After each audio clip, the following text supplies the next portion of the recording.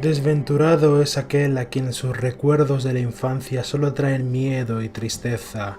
Desventurado aquel que vuelve la mirada hacia horas solitarias en cámaras inmensas y lúgubres recintos de cortinados marrones y alucinantes hileras de vetustos volúmenes, o hacia polvorosas vigilias a la sombra de árboles gigantescos y grotescos, cargados de enredaderas que agitan sin ruido en las alturas sus ramas retorcidas.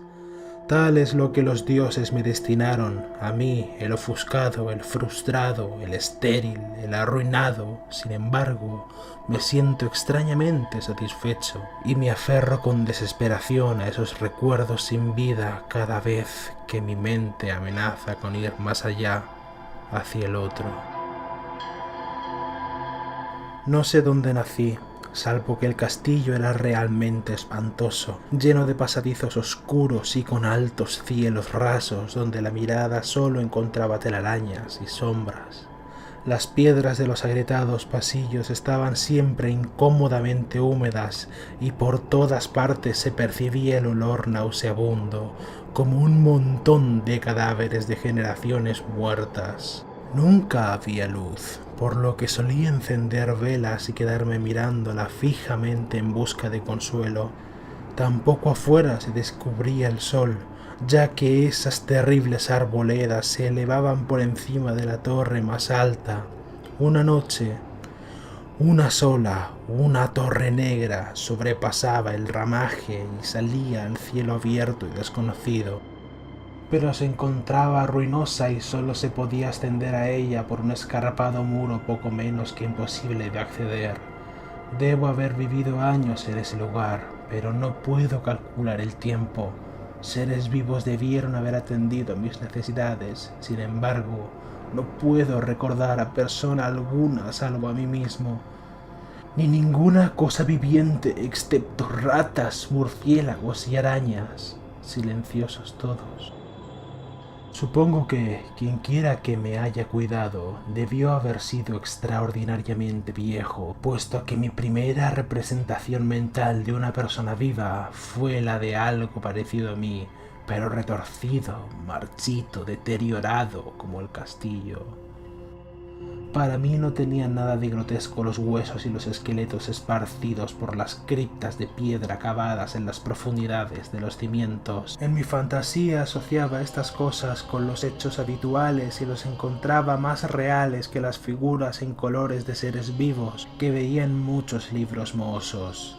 En esos libros aprendí todo lo que sé. Maestro alguno me urgió o me guió, y no recuerdo haber escuchado en todos esos años voces humanas, ni siquiera la mía, ya que, si bien había leído acerca de la palabra hablada, nunca se me ocurrió hablar en voz alta.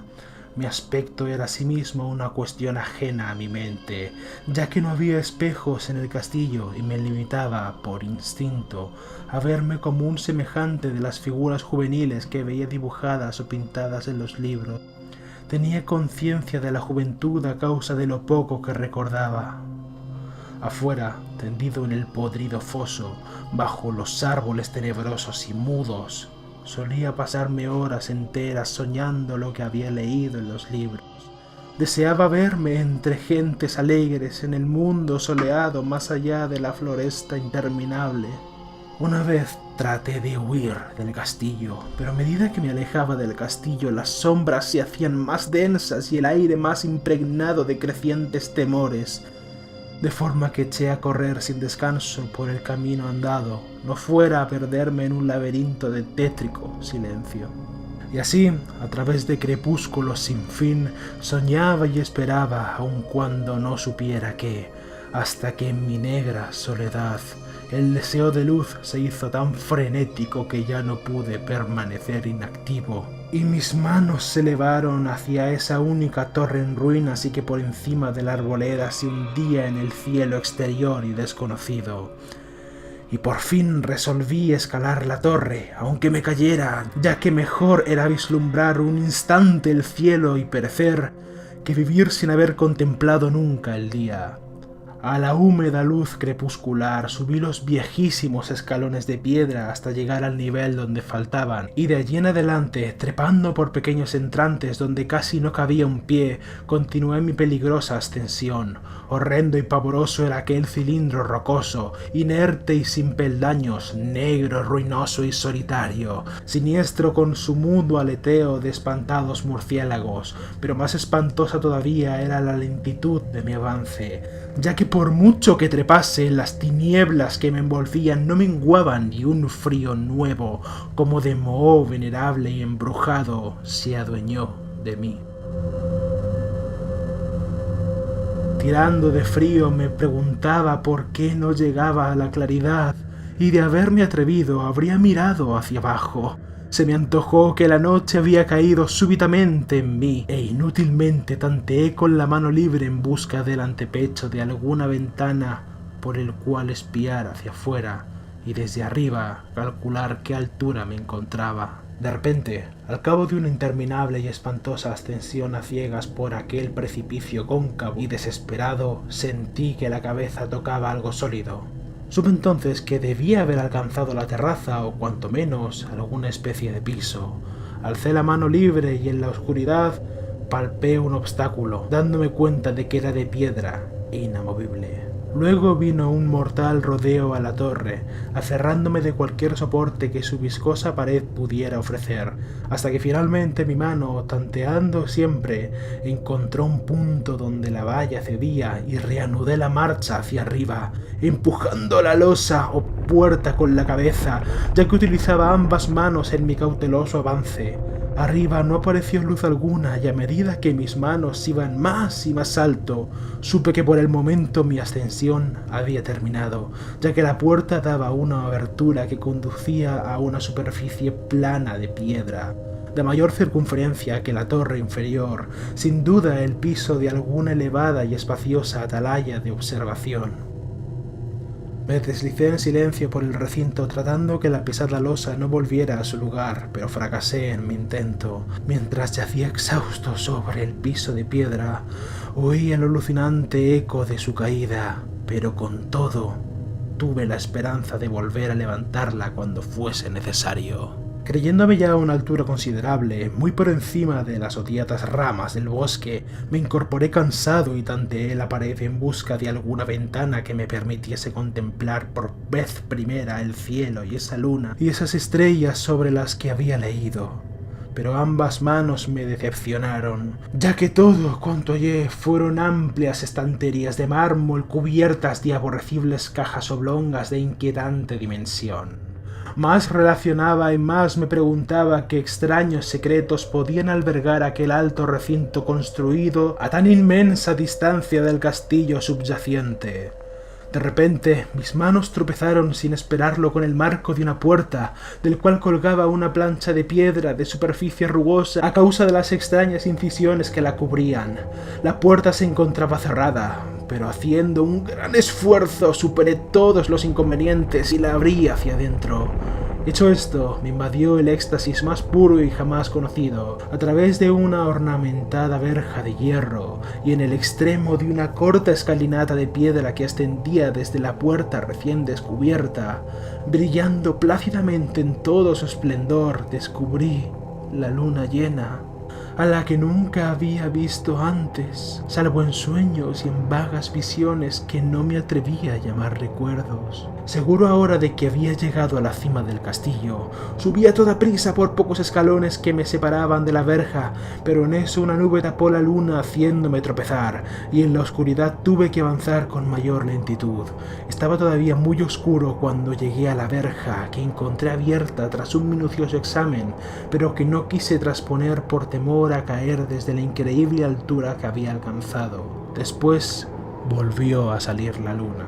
De todos los impactos imaginables, ninguno tan infernal como el de lo insondable y grotescamente inconcebible. Nada de lo soportado antes podía compararse al terror de lo que había estado contemplando, de las extraordinarias maravillas que el espectáculo traía consigo. El panorama era en sí tan simple como asombroso, ya que consistía meramente en esto, En lugar de una impresionante perspectiva de compás de árboles vistas desde una altura imponente, se extendía a mi alrededor, al mismo nivel de la verja, nada menos que la tierra firme, separada en compartimentos diversos por medio de lejas de mármol y columnas, y sombreada por una antigua iglesia de piedra cuyo arruinado capitel brillaba tétricamente a la luz de la luna. Medio inconsciente abrí la verja y avancé tambaleante por las sendas de grava blanca que se extendían en dos direcciones. Por perpleja caótica que estuviera mi mente, persistía en ellas ese imperioso deseo de luz. Ni siquiera el pasmoso descubrimiento de momentos antes podía detenerme. No sabía, y tanto me daba, si mi experiencia era locura, enajenación o magia, pero estaba determinado a ir en pos de luminosidad y alegría costase lo que costase. No sabía quién o qué era yo, ni cuáles podían ser mi radio de acción y mis circunstancias. Sin embargo, a medida que continuaba mi vacilante marcha, se insinuaba en mí una especie de tímido recuerdo latente que hacía mi avance no del todo fortuito. Sin rumbo fijo por campo abierto, unas veces sin perder de vista el camino, otras abandonándolo para internarme, lleno de oscuridad, por praderas en las que solo alguna ruina ocasional revelaba la presencia, en tiempos remotos, de una calzada olvidada. En un instante preciso tuve que cruzar a nado un rápido río cuyos restos de mampostería agrietada y mohosa hablaban de un puente mucho tiempo atrás desaparecido. Habían transcurrido más de 2 horas cuando llegué a lo que parecía ser mi meta, un venerable castillo cubierto de hiedras, enclavado en un gran parque de densa arboleda, de alucinante familiaridad para mí, y sin embargo lleno de intrigantes novedades. Vi que el foso había sido rellenado y que varias de las torres que yo bien conocía estaban arruinadas, al mismo tiempo que se erguían nuevas alas que confundían al espectador. Pero lo que observé con la máxima atención y placer fueron las ventanas abiertas, inundadas de esplendorosa claridad y que enviaban al exterior ecos de la más grande de las fiestas. Adelantándome hacia una de ellas, miré al interior y vi un grupo de personas extrañamente vestidas que departían entre sí con gran alboroto. Como jamás había oído la voz humana, apenas si había podido adivinar vagamente lo que decían. Algunas caras tenían expresiones que despertaban en mí remotísimos ancestrales, otras me eran totalmente ajenas. Salté por la ventana y me introduje en la habitación, muy bien iluminada, a la que mi mente saltaba del único instante de esperanza al más negro desánimo. La pesadilla no tardó en hacerse presente, ya que, no bien entré, se produjo una de las más aterradoras reacciones que hubiera podido concebir. No había terminado de cruzar el umbral cuando cundió entre todos los presentes un inesperado y súbito pavor de horrible intensidad que distorsionaba los rostros y arrancaba de todas las gargantas los chillidos más horribles.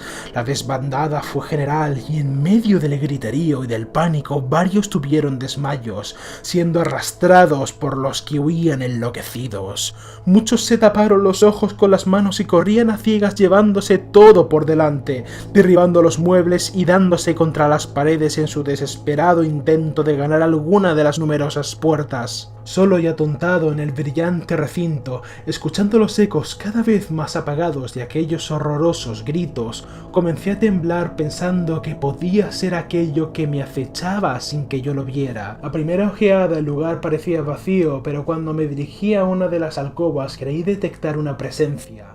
Un amago de movimiento del otro lado del arco dorado que conducía a otra habitación, similar a la primera. A medida que me aproximaba a la arcada, comencé a percibir la presencia con más nitidez, y luego, con el primero y último sonido que jamás emití, un aullido horrendo que me repugnó casi tanto como su morbosa causa. Contemplé en toda su horrible inmensidad el inconcebible, indescriptible, inenarrable monstruo que, por obra de su mera aparición, había convertido una alegre reunión en una horda de enloquecidos fugitivos. No puedo siquiera decir con certeza a qué se parecía, pues era un compuesto de todo lo impuro, pavoroso, indeseado, anormal y detestable. Era un fantasmagórico amasijo de podredumbre, vejez y desolación, la pútrida y viscosa imagen de lo perverso, la atroz desnudez de algo que la tierra generosa debería esconder por siempre. Dios sabe que no era de este mundo, o al menos había dejado de serlo, y sin embargo, con grandísimo horror de mi parte, pude ver en sus rasgos carcomidos con huesos que se entreveían una repulsiva y lejana reminiscencia de formas humanas, y sus enmohecidas y destrozadas ropas una indecible cualidad que me hacía temblar más todavía. Estaba casi paralizado, pero no tanto como para no ensayar un débil esfuerzo hacia la salvación, un tropezón hacia atrás que no pudo romper el hechizo en el que me había tenido apresado el monstruo sin voz y sin nombre. Mis ojos, embrujados por aquellos repulsivos ojos vítreos que los miraban fijamente, se negaban a cerrarse, si bien por el espantoso objeto, tras el primer impacto, se veían ahora más confusos. Traté de levantar la mano y disipar la visión, pero estaba tan anonadado que el brazo no se rompió totalmente a mi voluntad. Sin embargo, el intento fue suficiente como para alterar mi equilibrio, y bamboleándose, di unos pasos hacia adelante para no caer. Al hacerlo, adquirí de pronto la angustiosa noción de la proximidad de la cosa, cuya inmunda respiración tenía casi la impresión de oír. Poco menos que enloquecido, pude no obstante adelantar una mano para detener a la fétida imagen, que se acercaba más y más, cuando de pronto mis dedos tocaron la extremidad putrefacta que el monstruo extendía por debajo del arco dorado. No grité, pero todos los satánicos vampiros que cabalgaban en el viento de la noche lo hicieron por mí, a la vez que dejaron caer en mi mente una avalancha de aplastantes recuerdos. Supe en ese mismo momento todo lo ocurrido. Recordé hasta más allá del terrorífico castillo y sus árboles. Reconocí el castillo en el cual me hallaba. Reconocí lo más temible, la impía abominación que se erguía ante mí, mirándome de soslayo mientras apartaba de los suyos mis dedos manchados. Pero en el cosmos existe el alivio además de la amargura, y ese alivio es el olvido.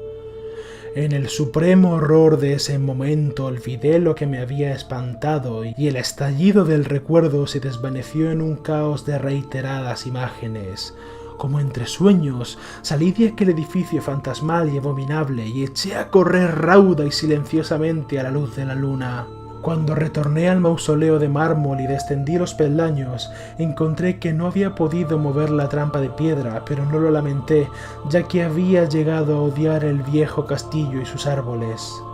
Ahora cabalgo junto a los fantasmas burlones y cordiales al viento de la noche, y durante el día juego entre las catacumbas de Nefre-Ka, en el recorrido y desconocido valle de Hadod, a orillas del Nilo. Sé que la luz no es para mí, salvo la luz de la luna sobre las tumbas de roca de Neb, como tampoco es para mí la alegría, salvo las innominadas fiestas de Nitocris bajo la gran pirámide. Sin embargo, en mi nueva y salvaje libertad agradezco casi la amargura de la demencia. Pues aunque el olvido me ha dado la calma, no por eso ignoro que soy un extranjero, un extraño a este siglo y a todos los que aún son hombres. Esto es lo que supe desde que extendí mis dedos hacia la cosa espantosa surgida en aquel gran marco dorado. Desde que extendí mis dedos y toqué la fría y despiadada superficie del pulido espejo.